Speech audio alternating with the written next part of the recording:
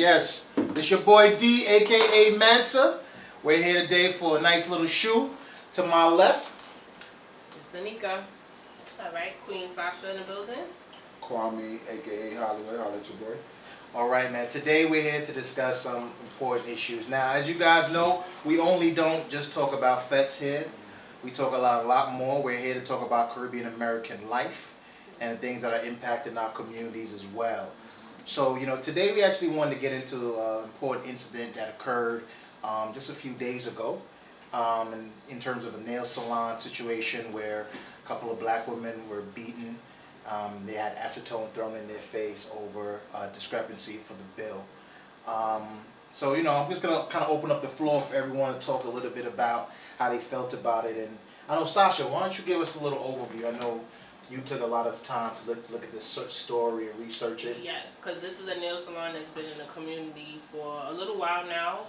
It's called Red Apple. It's on No Strand between Martins and Church. Never had any issue. Actually, my older sister did go to that nail salon for about 6 years. Never had any issue. Always on point with everything. If there was ever an issue, they did go ahead and fix it. So I was a little shocked by the video of them holding on to someone's grandmother.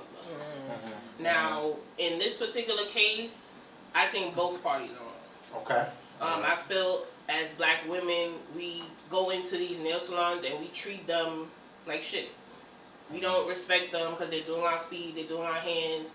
We call everybody Miss Chin. Everybody goes to a Chinese restaurant. That's a Caribbean thing, too. Or Miss Ling.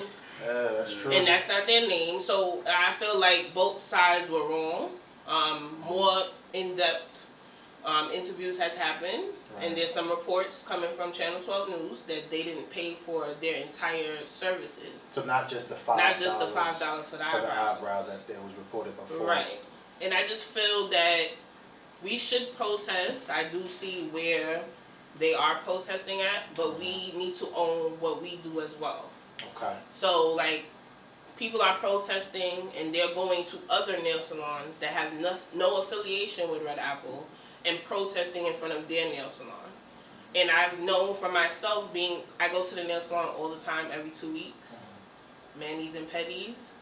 So I know I've been in the nail salon plenty of times where there's customers that come in, they don't like something, they complain about it, they walk out the store, don't pay, and they're losing money out of that. And they'll come right back in that same store and want you to do your fee. And if they tell them get out, they're ready to fight them. But they won't do that at a black-owned nail salon. Right. So, Anika, I can't speak to this because I don't get my nails done and all that. I mean, what's your experience? You get your hair done, not your nails. My hair get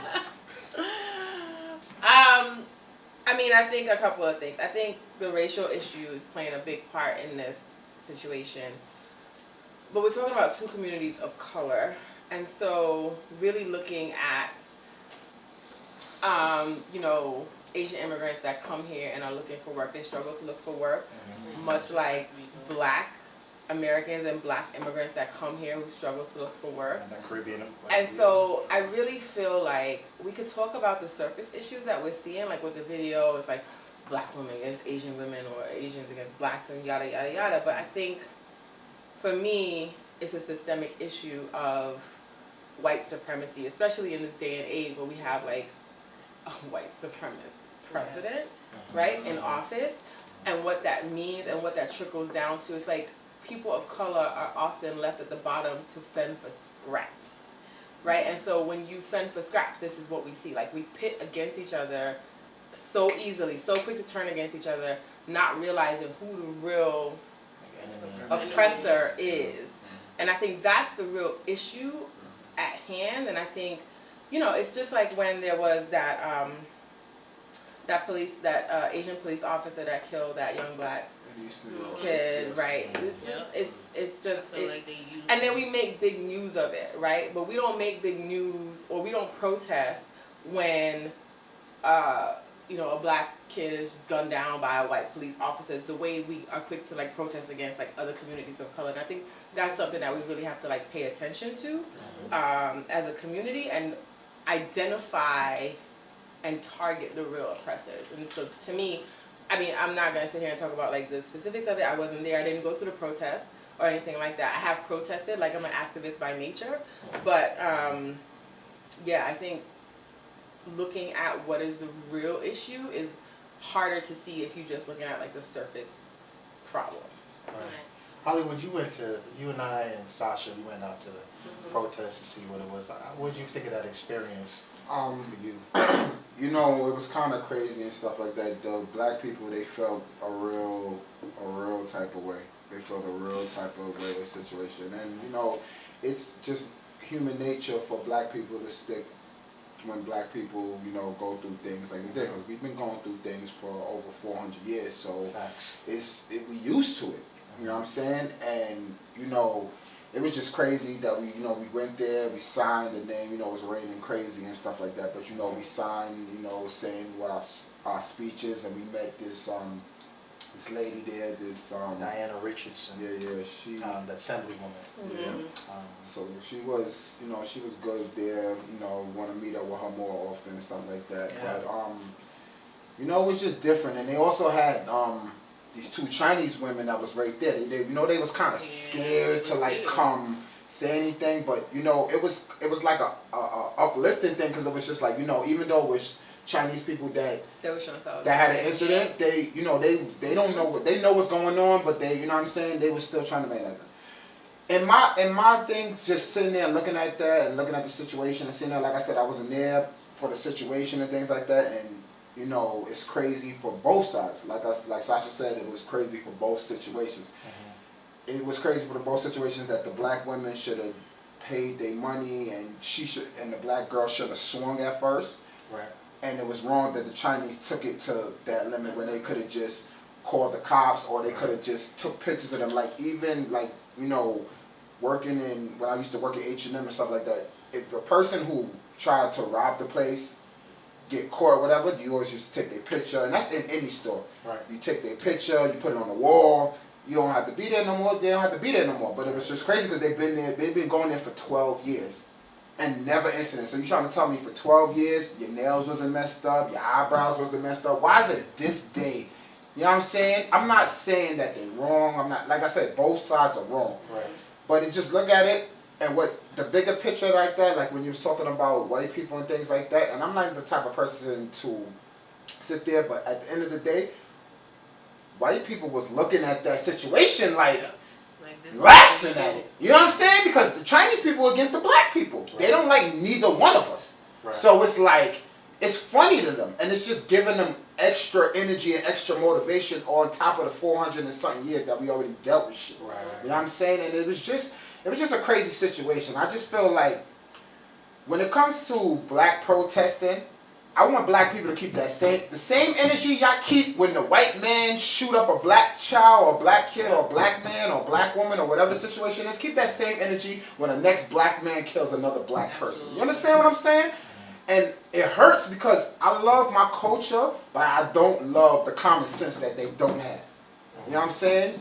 I feel like black people need to be stronger, son, and it kills me that black people hurt each other every day. Yeah. But as soon as a white person comes, y'all want to protest. That's being a hypocrite to me. You know what I'm saying? But you know, it's crazy. And thank you for sharing. It's after just viewing the incident, I think it really opened up a lot of different issues, right? As you were saying, Nika and everybody else, that it's more than just that incident of them having that fight, that scuffle, that brawl, and we need to take a deeper look. I think also what I realized about the situation too was we need to wait for more information. I think sometimes we're very reactionary to situations, and we don't take enough time to do research about what actually happened. Right. Because now you're hearing so many different conflicting reports about what happened. But first and foremost, we still do have to stand in solidarity with our black women. Now, violence against black women, I don't think none of us should stand for. I don't care what happened. And it's on an increase. It's been on an increase for months. Like, months have been going by. There are incidents in other states that you don't hear about with black women being dragged in streets, beaten brutally. Like, we have been or we've become a new target. Like it used to be black men who were targeted in a very special way by police officers and white people and things like that. Policies. But interestingly enough, there's been a shift in the target of black people, and it's now become black women. Right, and that's the thing. I think they're understanding and seeing black women become more powerful in these day and ages, right? When you look at black women, you see that they're actually doing so well.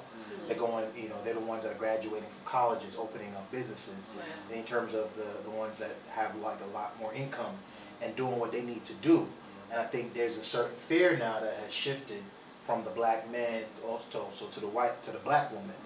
From the black woman to the black man. So, it's really, that's what I think. My first instinct was, I don't care what happened. We still have to protest the act of watching an old black woman, absolutely. Getting beat, Absolutely. right? And that's the first. That's how I first and felt. foremost. I'm sorry to cut you off, but that's how I felt. I felt like, I'm not saying that the younger woman should have got hit also, but you don't hit no grandmother or somebody. You know what I'm saying? Right, what I'm saying? right. That threw me off more than a younger woman being hit. You understand what I'm saying? The younger woman being hit was crazy too, and we also got to stick up for our black women too. But it's just the crazy part that there was a grandmother. That's probably 60, 70 your years grandmother. old. Like it could be anyone's grandmother. Anybody's grandmother. I don't care what happened, because my grandmother, wow. I don't know, Jamaican grandmother, she got a mouth on her. You know what I'm saying? But I don't care what she say to anybody. You put your hands on my grandmother, it's problems. Yes. You know what I mean? So we as black women, we have to start doing certain things differently.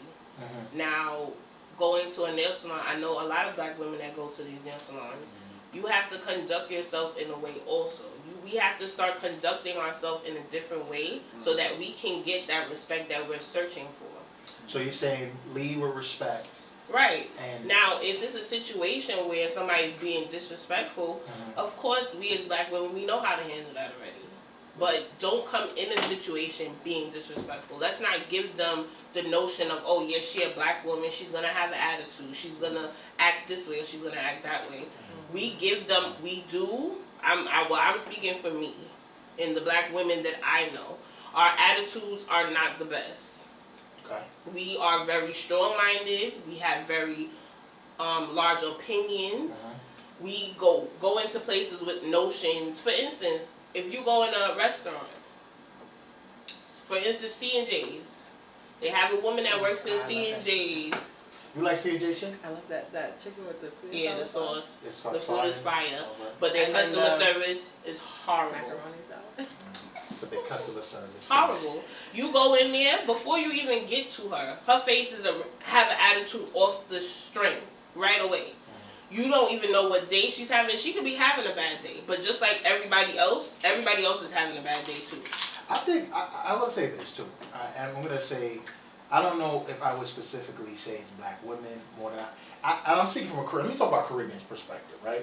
I go to Caribbean restaurants. It's an experience. It's a fucking experience. It's a laughable experience. I laugh, but sometimes I have to take a step back and say, and I think Hollywood, we already had this discussion on this platform a few times though. Like the food good, but the customer service, it's not just black women, it's black men, and I feel like we're talking, and I don't want to get off the topic. I think we're gonna circle back to that, but like there is something like black businesses too. This impacts black businesses overall. It's like we have the way we conduct ourselves and how we do business with each other.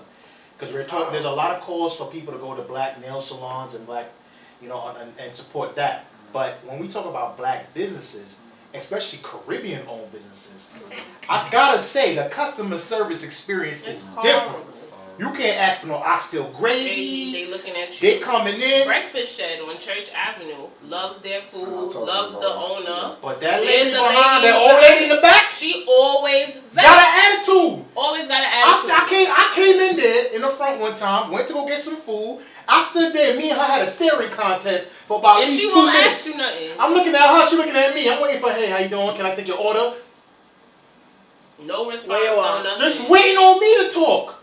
And so I always felt like we have to talk about that. And I think, Anika, you probably have a little bit more of a different perspective. And I want you to talk about it. I feel like that definitely does play a role. I feel that I will always support a black business.